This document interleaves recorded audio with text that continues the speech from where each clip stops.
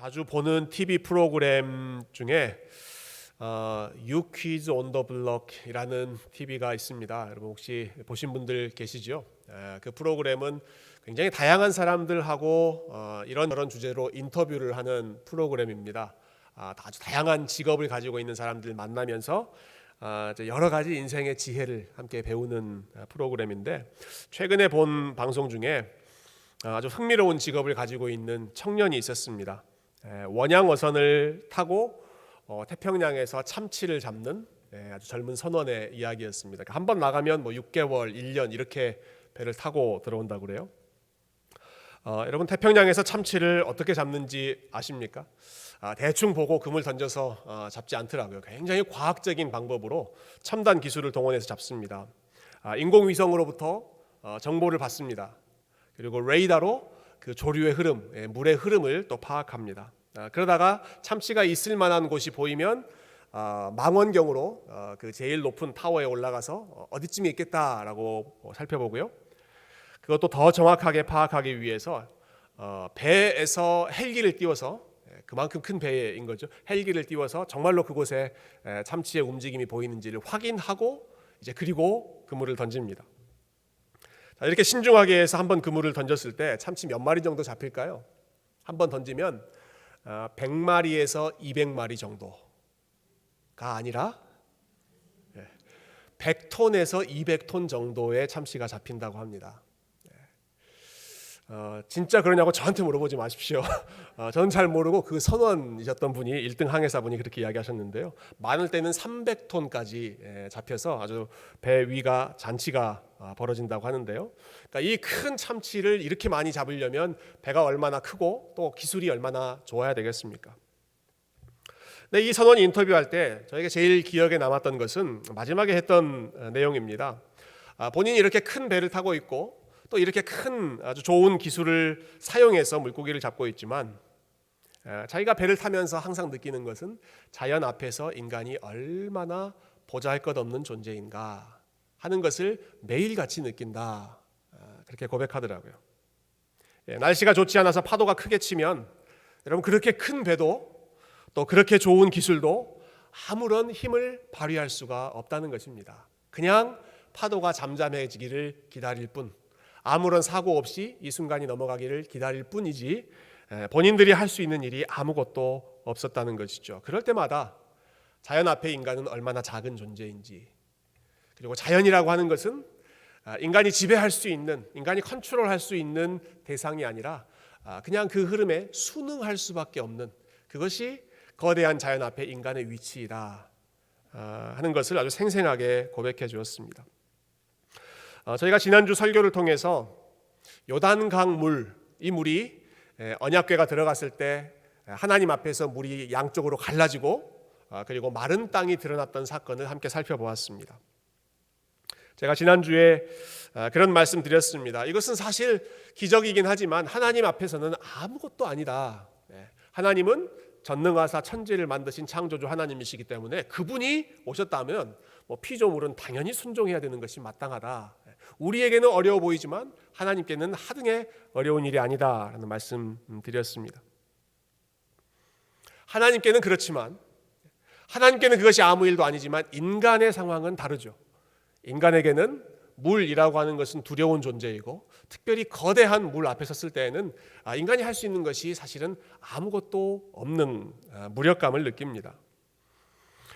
여러분, 이스라엘 백성들이 요단강 앞에 섰습니다. 그런데 지금 요단강은 1년 중에 물이 제일 많았던 시기입니다.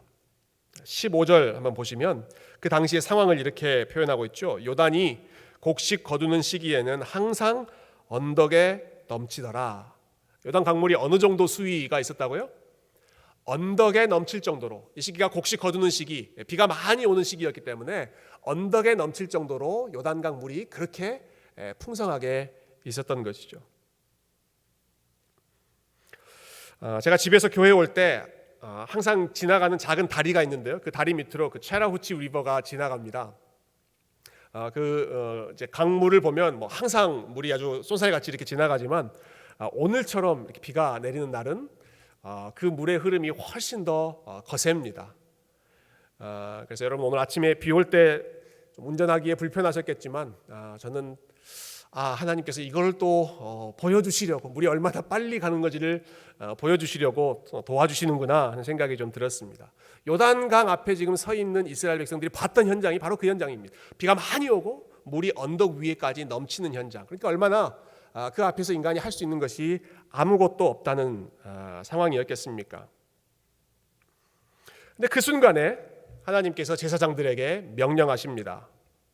제사장들은 언약궤를 메고, 언약궤가 무엇인지 지난주에 설명드렸죠. 그 언약궤를 메고 물속으로 들어가라. 앞으로 전진. 제사장들에게 하나님 명령하시는데 그 물속으로 들어가라는 말씀을 하셨습니다. 오늘 읽었던 본문 처음 시작하는 14절을 한번 볼까요? 14절 같이 한번 읽어보십시다. 14절 시작. 백성이 요단을 건너려고 자기들의 장막을 떠날 때 제사장들은 언약궤를 메고 백성 앞에서 나아가니라. 아멘. 온 이스라엘 백성들이 이제 요단강을 건넜는데요.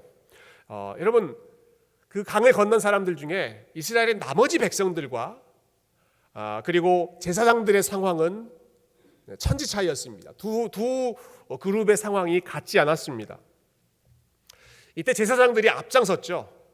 앞장섰고 또 뒤따르는 그 무리 사이의 간격이 우리 지난주 성경 본문에 보면 2000규빗점이었다라고 나오고요. 오늘날 기준으로 환산하면 한 1km 정도입니다. 여러분 1km 정도 앞에 가는 그 상황을 보시면 지금 앞에 뭐가 펼쳐지고 있는지를 충분히 우리가 관찰할 수가 있습니다. 제사장들이 앞장서고 있을 때 지금 무슨 일이 일어나고 있는지를 그들은 볼 수가 있었습니다. 제사장들이 들어갔을 때 물이 갈라지고 마른 땅이 드러나는 그 장면을 이 뒤따르는 이스라엘 백성들은 보고 들어간 것입니다. 보고 들어갔습니다. 제사장들은 어떻게 했을까요? 그렇지 않았습니다. 제사장들의 눈앞에 펼쳐져 있는 광경은 요단 강물이 언덕에 넘치는 그 광경입니다. 누가 먼저 앞에 들어가 있는 사람들이 없죠. 요단 강물이 너무 많아서 언덕에 넘치는 그것밖에 그들 앞에는 보이지 않았지만, 그런데 하나님께서 그들에게 들어가라 말씀하시니까 눈에는 도저히 들어갈 수 없는 상황인데도 그 말씀에 순종하여 그 안으로 들어간 것입니다. 상황이 좋게 펼쳐져서 들어간 것이 아니라 그것은 뒤에 따라오는 이스라엘 백성들의 상황이었고, 제사장들은 눈앞이 캄캄한데 들어가라 하셨는데 근데 그들이 참 놀랍게도 들어갔다. 15절 보시면 15절 뒷부분에 궤를 맨 자들이 요단에 이르며, 제사장들이죠. 궤를 맨 제사장들의 발이 물가에 잠기자, 물속으로 들어가자 그제야 요단 강물이 멈추기 시작했다라는 말씀입니다. 그러니까 요단 강물이 출렁일 때 이 사람들이 들어갔다는 것이죠. 여러분, 이 장면은 순종이라고 하는 것이 무엇인지를 가장 잘 보여주는 아주 좋은 에피소드라고 생각합니다. 성경에서 순종이라고 하는 것이 무엇인가? 순종은 지금 강물이 범람해서 물이 막 언덕까지 넘치는 그러한 상황인데 언약궤 메고 들어가라 하니까 그 안으로 들어가는 것. 이것이 제사장들이 보여주었던 순종입니다. 이 사람들이 받았던 명령 한번 생각해 보십시오. 여러분, 얼마나 황당한 명령입니까? 물이 그냥 어마어마하게 출렁이는데 그 안으로 들어가라. 그러면 너희들이 들어가면 물이 멈출 것이다. 이해할 수 없는 상황이죠. 잘 이렇게 make sense 하지 않는 그러한 명령입니다. 저희가 지난 금요일에 이 저녁에 이 장소에서 금요일 저녁에 우리 아이들과 함께 예배 드렸는데요. 온 가족 예배 드리면서 아이들을 앞에 놓고 하필 제가 골랐던 설교의 본문이 아브라함이 자기 아들을 하나님 앞에 바치는 내용이었습니다. 우리 아버지들이 조금 긴장하시지 않았을까 싶어요. 옆에 자기 아이들 앉혀놓고 제가 그 본문 다루고 저희 아이들도 저쪽에 다 앉아 있었는데 아버지들이요, 자식을 하나님께 바칠 수 있겠습니까? 이런 그 내용을 같이 나눴죠. 아브라함의 순종을 보여주는 말씀인데, 여러분 그 명령, 하나님께 지시하신 내용이 얼마나 황당한 내용입니까? 그냥 단순히 뭐 아들을 바친다라고 하는 것도 이해가 안 되는 상황이지만, 여러분 아브라함에게 이삭이 어떤 존재였습니까? 오랫동안 기다렸던 아들 중에 아들, 유일한 아들이고 그 아들은 하나님이 주셨던 아들입니다. 하나님이 내가 너에게 주겠다 약속하시고 선물로 주셨던 아들. 근데 그 아들을 다시 나한테 제물로 바쳐라. 여러분 아브라함이 이 상황이 이해가 되었겠습니까? 도대체 무슨 이런 하나님이 다 계시는가? 줬을 때는 언제고 또 준 것을 다시 빼앗아 가시는 것은 도대체 무슨 심보이신가? 도저히 이해가 안 되는 그런 상황이죠. 오늘 본문 역시 마찬가지입니다. 1년 중에 물이 제일 많이 흐르고 있는 그 요단강 안으로 들어가라. 그러면 물이 멈출 것이다. 아무리 생각해도 이해할 수 없는 그런 명령인데, 여기에 여러분 순종의 아주 중요한 비밀 중에 비밀이 들어 있습니다. 여러분 순종은 어떻게 하는 것입니까? 순종은 이해가 돼서 따라하는 것이 아닙니다. 여러분 순종의 원리입니다. 순종은 이해가 되고 차근차근 설명해 줬더니 고개를 다 끄덕이고 가능하겠네, 그럴 수 있겠네, 말 되네, 그렇게 동의가 돼서 따라가는 것, 자기가 건너가고 싶어서 건너가는 것이 아니라 하고 싶지 않은데 하고 이해가 안 되는데 그런데도 발걸음을 앞으로 나아가는 것. 여러분 이것이 제사장들이 보여주었던 순종의 핵심이죠. 이해가 아직 안 되고 설득이 안 되지만 그럼에도 하는 것이 순종입니다. 여러분 우리 기독교 신앙은 머리를 무시하는 신앙이 아닙니다. 최대한 이해를 돕고 이해를 추구하는 신앙입니다. 우리 하나님께서도 이스라엘 백성들을 향해서 그냥 무작정 믿어라 라고 말씀하지 않으시고요. Let's reason together. 우리 한번 생각해보자. 지금 너희들의 상황이 어떤지, 그리고 나는 어떤 존재인지를 한번 생각해보자. 우리 한번 대화해보자. 우리 한번 고민해보자. 함께 생각하고 고민하는 것, 이해시키는 것, 최대한 하나님께서 이해시키려고, 납득시키려고 애를 쓰셨습니다. 우리도 그렇게 하죠. 그래서 우리 좋은 책, 북클럽도 같이 하고 성경 공부도 같이 하면서 기독교 신앙의 논리성, 그러니까 성경이 말해주고 있는 그 논리적인 체계를 우리가 최대한 알려고 노력하고 있습니다. 그렇지만 여러분 그럼에도 불구하고 우리가 최대한 이해를 추구함에도 불구하고 우리가 신앙을 갖는 것은, 우리가 하나님을 믿는 것은 이해가 다 되었기 때문이 아닙니다. 여전히 하나님에 대해서 이해하지 않는 부분이 있죠. 여전히 성경 안에서 이해되지 않는 부분 너무너무 많이 있습니다. 잘 설명하기 어려운 거북스러운 부분이 많이 있습니다.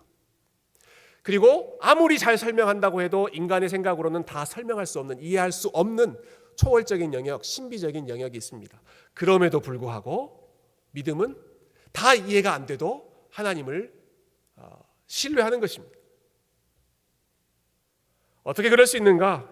이해가 안 되는데 성경에서 말하고 있는, 그리고 내가 경험한 그 하나님이 좋은 분이시기 때문에 하나님의 생각, 하나님의 수를 내가 다 이해하고 고개를 다 끄덕여서 하나님을 믿는 것이 아니라, 이해가 안 되지만 그 하나님 분명히 좋은 분이시고 하나님께서 이스라엘 백성들, 성경 안에 있는 그 사람들에게 하셨다는 일, 그리고 내 삶에 지금까지 베풀어 주셨던 일 생각하면 우리 하나님 좋은 분, 우리 하나님 나를 사랑하는 분, 그분 믿을 수 있는 분.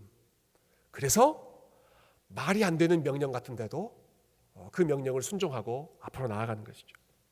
지금 제사장들이 했던 모습이 진정한 의미에서의 순종, 이해가 안 되지만 앞으로 걸어가는 것이었습니다. 그리고 이러한 점에서 볼 때 저는 이 요단강을 건너는 사건이야말로 40년 전에 이스라엘 백성들이 홍해를 건널 때보다 훨씬 더 멋있고 아주 근사한 그 믿음의 사건이었다고 생각합니다.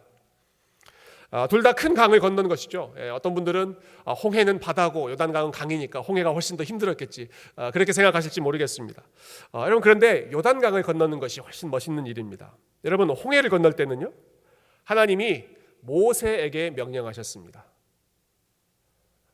모세야 지팡이 들어라, 모세야 손을 바다 위로 내밀어라, 그러면 바다가 갈라질 것이다. 이스라엘 백성들은 그 안으로 지나가라. 모세에게 명령을 주셨고 모세가 순종해서 그 일들이 벌어졌습니다. 근데 요단강을 건널 때는 하나님 그렇게 하지 않으십니다. 여호수아에게 여호수아야 네가 지팡이 들어서 요단강물을 향해서 손을 힘껏 내밀어라. 그러면 요단강이 갈라질 것이다. 말씀하지 않으십니다. 여호수아를 통해서 제사장들에게 명령하십니다. 너희들이 들어가라. 아직 강물이 열리지 않았지만 물이 넘쳐 흐르고 있지만 제사장들이 내 말 믿고 들어가라. 너희들의 발이 그 물 안으로 들어가는 그 즉시 물이 멈추게 될 것이다. 그래서 어떤 성경학자가요, 이 두 사건을 너무 멋있게 비교해서 설명하셨더라고요. 한번 들어보십시오. 홍해를 가른 것은 모세의 손이었지만 요단강을 가른 것은 제사장들의 발이었다. 너무 멋지지 않습니까? 저만 멋있습니까? 네. 홍해를 가른 것은 모세의 손이었습니다. 모세의 지팡이였습니다. 그러나 요단강을 가르는 것은 여호수아의 능력이 아니었습니다. 여호수아의 지팡이 아닙니다. 제사장들이 순종했던 발, 그들의 발걸음 때문에 요단 강물이 갈라졌던 것이죠. 왜 이런 차이가 있었을까? 여러분, 이스라엘 백성들이 출애굽한 이후에 홍해 앞에 섰을 때는 그들이 아직 준비가 안 되어 있습니다. 그들이 아직 훈련을 충분히 받지 못했습니다. 이제 막 이집트에서 아주 정신없이 지금 무슨 일이 벌어지고 있는지도 모른 채로 엉겁결에 빠져나온 것입니다. 비유를 들자면 갓 태어난 아기와 같은 상태가 지금 홍해 앞에 서 있는 이스라엘 백성들이었습니다. 그들을 향해서 너희들은 나를 믿고 들어가라. 그러면 내가 문 열어주겠다라고 말씀하셨다면 누가 그 안으로 발걸음을 내디뎠겠습니까? 아무도 그런 사람이 없었겠죠. 그래서 하나님께서 준비된, 지금 하나님이 어떤 분이신지를 경험한 모세에게 네가 앞장서라. 그리고 모세를 통해서 홍해의 물을 열어주시고 들어갔습니다. 요단강 앞에서는 상황이 다릅니다. 여러분, 요단강 앞에서는 이스라엘 백성들이 40년 동안 훈련을 받았습니다. 광야에서 40년 동안 그들이 훈련 받았습니다. 거기서 무슨 훈련 받았는가? 훈련의 내용은 딱 한 가지입니다. 가라 하면 가고, 서라 하면 서는. 혹시 애완동물 있으면 그런 훈련 시키세요? 일어서, 앉아. 라디오에서 그런 재밌는 이야기도 있더라고요. 어떤 주인이 키우던 그 애완견을 이제 미국 사람이 이제 입양을 해서 자기가 키우기 시작했는데 아무리 스탠드업, 싯다운 해도 말을 안 듣더래요.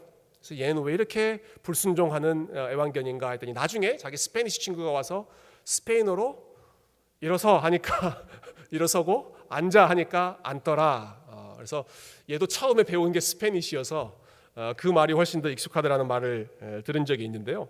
여러분, 이스라엘 백성들이 광야에서 40년 동안 이 훈련 받았습니다. 어떻게 받았습니까? 구름이 이동하는 대로 그들이 따라가는 것입니다. 그들이 가고 싶을 때 가지 않고, 그들이 멈추고 싶을 때 멈추지 않고, 구름이 움직이면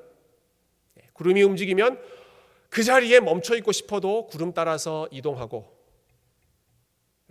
구름이 멈추면 더 가고 싶고 다른 곳으로 가고 싶어도 구름이 꿈쩍하지 않으면 그 자리에 그대로 스테이하고 있는 그 훈련을 이스라엘 백성들이 40년 동안 철저하게 받은 것입니다. 그리고 나서 마지막 결정적인 포인트, 요단강물 앞에 물이 콸콸 넘치고 있는 그 순간에 제사장들 들어가 하니까 그 훈련 받은 대로 순종하면서 들어갔던 것이죠. 이 사건을 생각하면서 저는 참 큰 은혜를 받았습니다. 여러분, 종종 저는 이스라엘 백성들이 그 광야에서 보냈던 40년이라고 하는 시간, 그 시간은 허비한 시간이라고 생각했습니다. Waste of time. 아무런 의미 없는 시간, 그들이 잘못해서 벌받은 시간이라고만 생각했습니다. 아니, 그 사람들이 하나님 말씀 잘 듣고 하나님이 들어가라 라고 했을 때 처음에 들어갔으면 그렇게 방황하지 않고 곧바로 약속의 땅에 들어갔을 텐데, 그때 믿지 않고 그때 불순종해서 이렇게 40년 동안 사람들도 다 죽고 소위 말하는 뺑뺑이 돌아가면서 광야에서 그렇게 고생스러운 시간을 보냈을까? 그냥 헤매고 헛고생만 했다고 생각했는데요. 물론 광야 40년은 이스라엘 백성들이 믿지 않았던 것에 대한 심판의 의미가 분명히 있죠. 그러나 여러분, 그 시간 동안에 하나님은 이스라엘 백성들을 훈련하고 준비하고 어떤 명령을 내려도 순종할 수 있는 군대로 다듬어 가고 계셨습니다. 하나님께는 여러분, 어떤 시간도 허투루 사용되는 시간이 없다는 사실을 우리가 알 수 있습니다. 여러분, 하나님께는 waste of time이 없습니다. 하나님께는 길을 돌아가는 것 없습니다. 이스라엘 백성들이 봤을 때는 의미 없는 팽팽히 돌아가는 것처럼 보였지만, 여러분, 하나님께서 차근차근 훈련하셔서 온 백성들이 믿음으로 걸어가는 이 놀라운 일들을 행하실 때까지 만들어가고 계셨던 것이죠.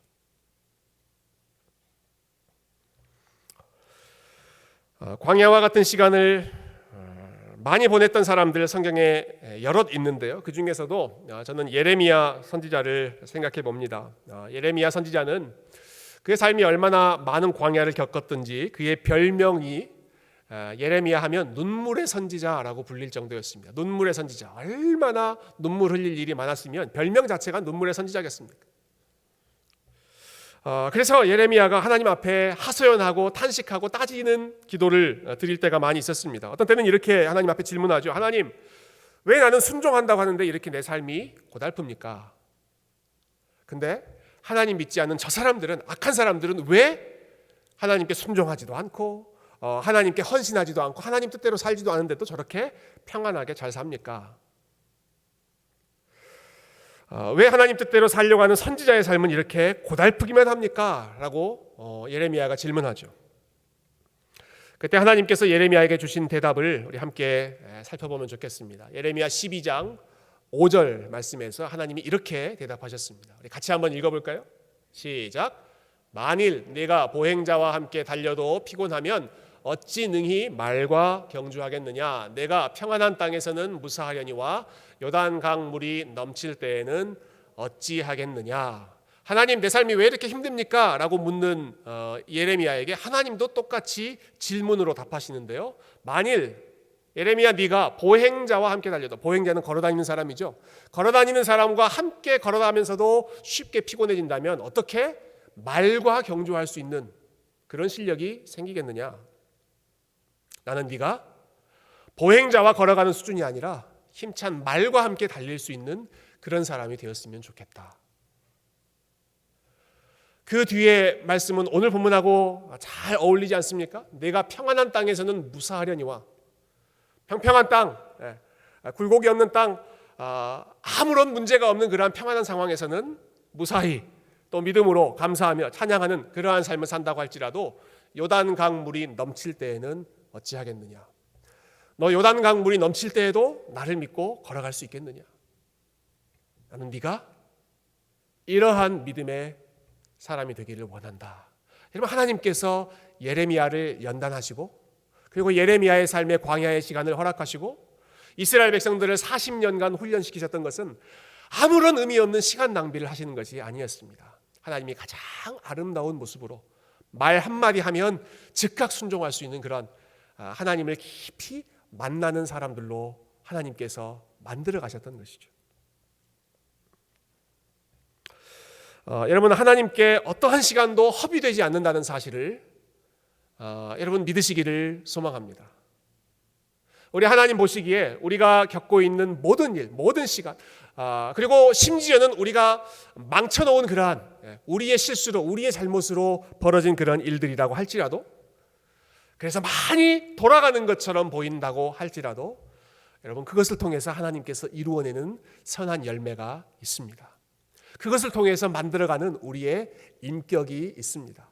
이전에는 도저히 순종할 수 없는 그런 상황에도 하나님 말씀에 순종할 수 있는 그러한 담대한 믿음, 하나님 사랑하는 그러한 확실한 믿음을 특별히 광야의 길을 걸어가고 있는 우리 성도님들에게 우리 하나님께서 지금 그러한 준비를 하고 계시는 것을 기억하시고 그 하나님을 신뢰하고 광야의 훈련을 믿음으로 잘 감당하실 수 있기를 주님의 이름으로 축원드립니다.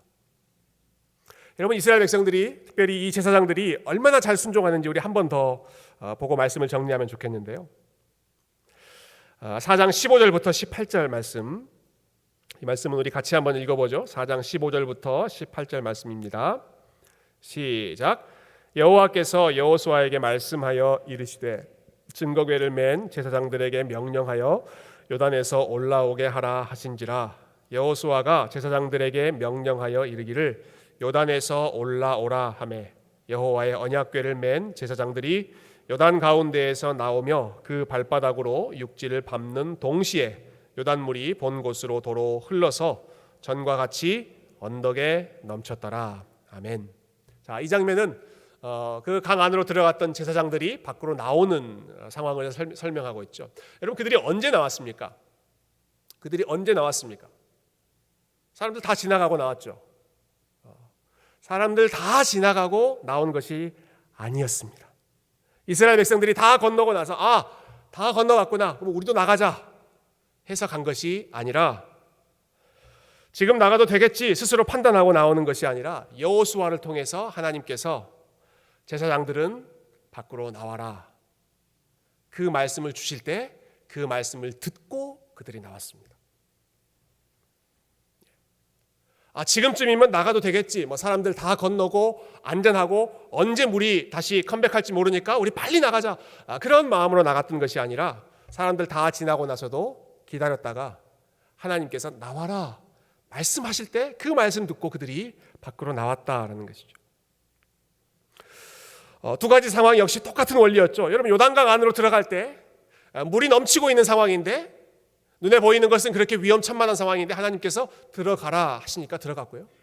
사람들 다 건너고 나서 이제는 나와도 되겠지, 안전한 상황이 되었지, 그렇다고 해서 그들이 나오는 것이 아니라, 그때도 다시 하나님 말씀 기다리고 나와라, 그 말씀 듣고 나왔습니다. 자, 들어갈 때도 나올 때도 자신들이 눈으로 보고 판단해서 결정하는 것이 아니라 철저히 하나님 말씀에 순종하려고 애쓰는 모습. 하나님 말씀이 없으면 들어가지 않고, 하나님 말씀 없으면 나오지 않고, 하나님 말씀이 있으면 위험하더라도 들어가고, 하나님 말씀이 있을 때에만 그 말씀 듣고 나오는 온전한 순종의 모습이 오늘 우리가 보는 이 제사장들의 순종의 삶이었습니다. 이러한 순종을 통해서 유익을 얻었던 사람들이 있었죠. 제사장들을 통해 그 땅을 안전히 건너갔던 백성들, 이스라엘 백성들이 가장 큰 유익을 얻었습니다. 그러니까 제사장들은 한편으로는 하나님께 순종했지만, 하나님의 말씀 앞에 순종했지만, 다른 한편으로 그와 동시에 백성들을 위해서, 백성들을 안전하게 건너가기 위해서 그들이 순종했던 것입니다. 모든 백성들이 다 건너갈 수 있도록 돕기 위해서 제사장들이 했던 일은 제일 먼저 들어가고 그리고 제일 마지막에 나오는 것이었습니다. 제일 먼저 그들이 들어가고 다른 사람들 다 지나가게 하고 제일 마지막에 제사장들이 나오게 함으로써 여러분, 위험한 곳, 참 위험천만한 곳이지만 제사장들이 먼저 믿음으로 들어가서 길 열어주고, 그래서 사람들 다 안전하게 지나가게 하고, 다른 사람들의 발에는 물이 묻지 않도록 본인들의 발에 먼저 물을 묻히고 그 요단 강물 안으로 들어갔던 것이 제사장들이 그 백성들을 위해서 보여주었던 섬김의 모습입니다. 여러분, 어떤 모임이든 혹은 가정이든 어떤 조직이든 비슷하죠. 가장 먼저 들어가고 가장 마지막에 나오는 사람이 가장 사랑하고 또 보호하고 케어하는 삶이지 않습니까? 우리 부모님들, 특별히 어머니들이 가정에서 가장 먼저 일어나고 가장 나중에 잠에 들고, 그렇게 해서 자녀들을 잘 케어하시는 것들이 어머님들의 삶인 것처럼, 여러분, 제사장들이 지금 이 이스라엘 백성들을 그와 같은 마음으로 인도하는 것입니다. 본인들이 먼저 들어가고 제일 마지막에 나오고. 자, 이렇게 그들이 순종했을 때 이 순종의 열매로 유익을 얻었던 것은 그들 덕분에 요단강을 안전하게 건너갈 수 있었던 이스라엘 백성들만이 아니었습니다. 여러분, 제일 수지맞은 사람들, 하나님 앞에 순종했을 때 제일 큰 유익을 얻었던 사람들은 바로 제사장들이었습니다.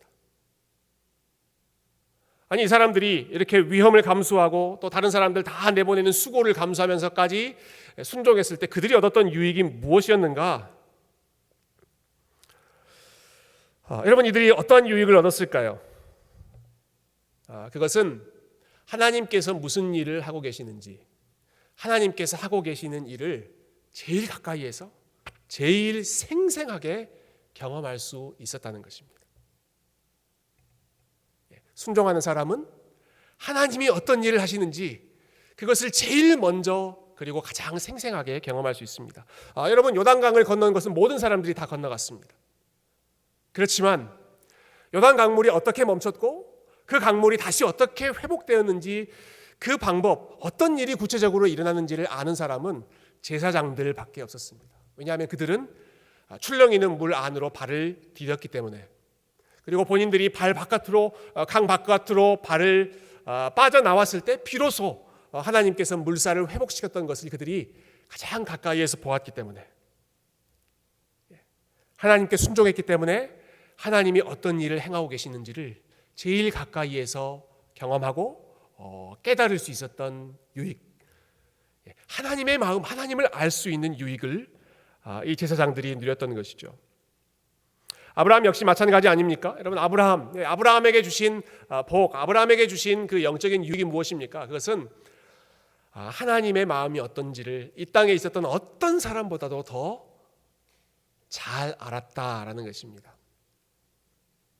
아들 하나, 유일한 아들까지도 남기지 않고 내어주실 정도로 사랑한다는 것이 무엇인지를, 그 하나님의 마음이 무엇인지를 아브라함만 유일하게 조금이나마 가까이 알 수 있었습니다. 그가 아들을 하나님 앞에 바치는 일에 힘들지만 순종의 발걸음을 내디뎠던 사람이기 때문에 하나님의 마음이 이런 마음이시구나.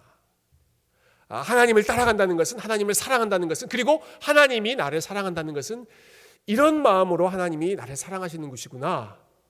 여러분, 이것을 아브라함처럼 잘 알았던 사람이 어디 있겠습니까? 마찬가지죠. 제사장들 역시도 모든 사람들이 다 그 강을 건넜지만 하나님이 어떻게 역사하시는지, 하나님이 어떤 분이신지를 생생하게 아는 사람들은 바로 제사장, 그들이 순종하는 사람들이었기 때문입니다. 자, 말씀을 정리하고 우리 함께 기도했으면 좋겠는데요. 여러분, 오늘 제사장의 순종이라고 하는 제목으로 말씀을 나눴습니다. 앞에서 이야기했던 그 순종의 원리를 무엇보다 여러분 꼭 기억하시면 좋겠습니다. 순종은 이해가 되기 때문에 하는 것이 아니라 이해가 안 돼도 하는 것입니다. 순종은 납득이 다 돼서 고개를 다 끄덕여서 하는 것이 아니라 고개를 좌우로 이해가 안 되지만 그래도 따라가는 것입니다. 여전히 이해 안 되고 여전히 설명이 안 되지만 하나님이 말씀하셨기 때문에, 그리고 더 중요하게는 그렇게 말씀하신 하나님을 내가 신뢰하기 때문에 하나님 따라가면 절대로 망하지 않는다, 절대로 죽지 않는다는 것을 믿기 때문에 그 말씀에 순종하는 것이죠. 어떤 경우에는 우리의 기분이 하나님이 기뻐하시는 일을 하고 싶지 않은, 지치고 힘들고 짜증나고 그래서 별로 하고 싶지 않은 그러한 때가 있습니다. 그러나 마음이 내킬 때만 하는 것이 아니라 마음이 내키지 않아도 하나님이 기뻐하시는 일이기 때문에 하는 것, 여러분, 그것이 참된 순종인 줄로 믿습니다. 어떤 경우는 우리 주변에 있는 사람, 가까이에 있는 사람, 가족, 남편, 아내, 부모, 자녀, 형제 혹은 교회에서 함께 신앙생활하는 그러한 사람들의 모습이 마음에 들지 않을 때 있죠. 영 마음에 들지 않을 때, 그럼에도 불구하고 형제를 사랑하라는 말씀 하나님께서 주셨기 때문에 사랑해 보려고 몸부림치는 것이, 그것이 순종하는 것입니다.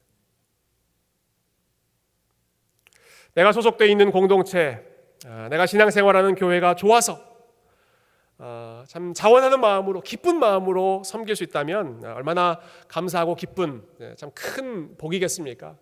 사실 우리 교회에 많은 분들이 또 그와 같은 마음으로 섬겨주셔서 참 감사한 마음인데요.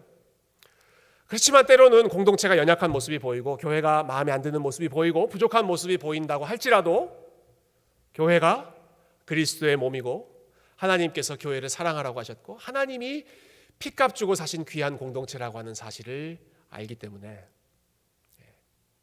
그래서 교회를 위해 수고하고 함께 사랑하고 섬기는 것, 그것이 마음이 내켜서 하는 섬김보다 훨씬 더 아름다운 순종의 모습입니다. 지금 내가 처해 있는 상황, 광야와 같아서 감사하는 마음, 찬양하는 마음 전혀 마음속에서 우러나오지 않음에도 불구하고, 그러나 하나님께서 뭐라고 말씀하십니까? 항상 기뻐하라, 범사에 감사하라, 쉬지 말고 기도하라.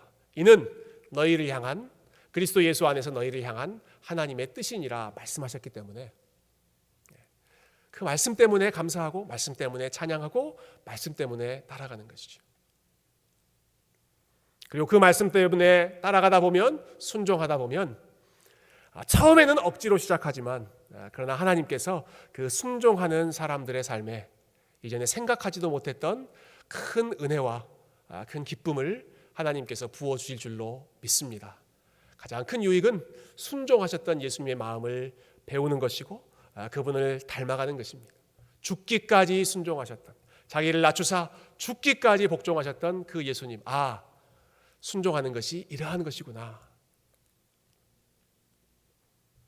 저와 여러분이 우리 눈에 보이는 상황이 좋은 상황이어서 기쁘게 나아가는 것뿐만이 아니라 요단 강물이 앞에 있고 광야의 길이 앞에 있다고 할지라도 그 길로 하나님께서 들어가라고 하신다고 할지라도 하나님께서 말씀하셨기 때문에 그리고 하나님을 신뢰하기 때문에 한 걸음 한 걸음 순종을 훈련하고 그리고 그 순종을 훈련하면 훈련할수록 우리 하나님께서 감추어 놓으셨던 그러한 은혜의 비밀을 더 풍성하게 경험할 수 있는 요단강 건너가지만 아무런 감정 없이 건너가는 것이 아니라 정말로 하나님이 일하시는구나 그것을 깊이 느끼면서 건너갈 수 있는 그러한 순종의 사람들 우리 세교의 모든 성도님들이 다 되실 수 있기를 주님의 이름으로 축원드립니다. 함께 기도하겠습니다.